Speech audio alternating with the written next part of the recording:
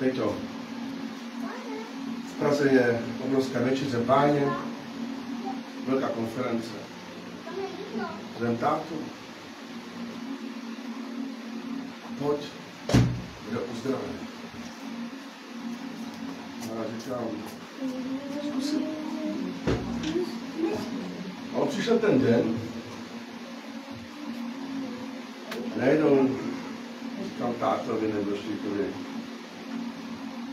tati, pojď, chceš mi říct, Ježíš přece v Pane Ježíši. Pojď, je obrovská konference v Praze. Když budeš uzdravený.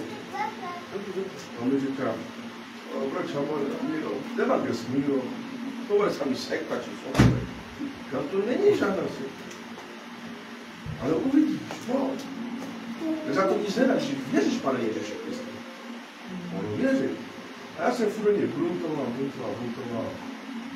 No, on řekl, jo, Evangelius Dev. No, jdeme. Jenže já jsem táto ještě 6. auta. Jsem zároveň, že jsem ho táhal. On se malinko postavil, ale moc nepomohl tomu. A bylo to v kulturáku, kulturní době. Ne, bylo to v Praze.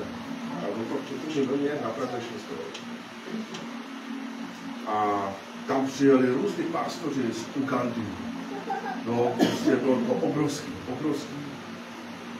Kapacita nás tam mohlo být 600 lidí. A teďka ten jeden pastor se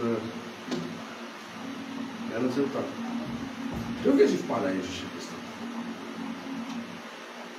Táta byl mezi prvníma tedy zemlou. A já už jsem cítil, že prostě Pán se dotknul táta. A po skončení ty konference, všichni zprávky, táta mi říká, Peťo, já chci odevzdat Ježíše Krista. Celý život.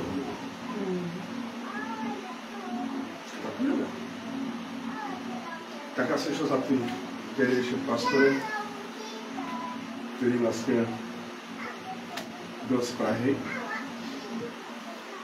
A šli jsme tam ještě s jedním bratrem. A ten bratr říkal byl pastorovi, protože on ho znal.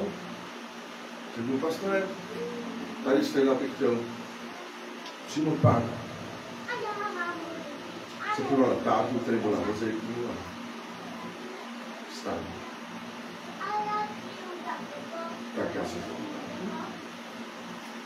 tak proběhla modlitba spasení. A teďka ten pastor říká tátovi, že máte kulturní doma, no, těm schodů nahoru, že jakoby průchody. A jenom říká, teďka se přesvědč.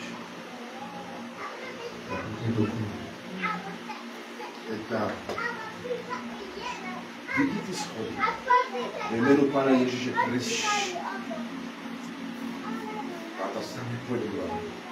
A ten pastor říká, no nekoukej, jdi. Bůh je s tebou. Táta, který vlastně byl nechodící. Táta najednou vycházel ty schody. Jo, a mě a tomu bratru říká, kdyby se tak jenom vedle něj, to jeho dobré pocit. A Bůh je s nedržte. A teďka jsme vycházeli ty schody. Jak si skoro byli nahoře, tak táta takhle večer, já vedle něj, to jsme vlastně byli chodit. A teďka jsme vyšli ty schody, teďka ten pastor mu říká, no pojď dolů, tady máš ten mozek, ne? Tak táta šel zase. On říká, jak to mozek nedá. Jdi ještě ve jménu Pana Ježíše Krista, přesvědč se ještě jedno, jak to. Znova jsme vyšli ty schody, táta říkal, jednou lůžku. To jsem vyčerpal. A ten pastor mi říká, ten vozík, že udělal. Já jsem tátu, že ten den motáhnu skoro na zádech domů. Protože ještě doma jsou měli asi 5 nebo 6 schodů.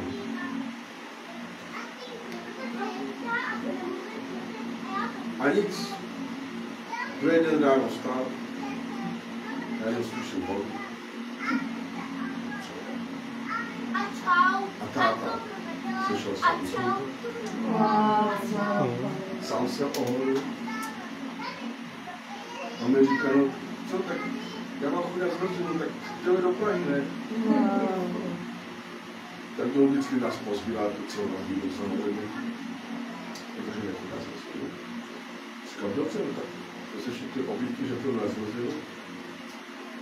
Tak se šel stát podtět jakože skoro táto vydala, držíme. Jo, a on opravdu už dokázal jít sám k autu, bez jakýkoliv pomoci. Dokonce jsem mu pořídil auto, který jezdí, také známou, asi na ráně.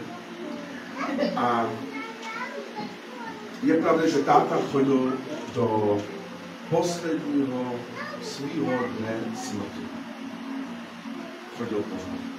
Až pár hodin před smrti čas nemohl. Jo. Ale opravdu to trvalo dobrý 5 let. Hezky, sláva Panu. Právě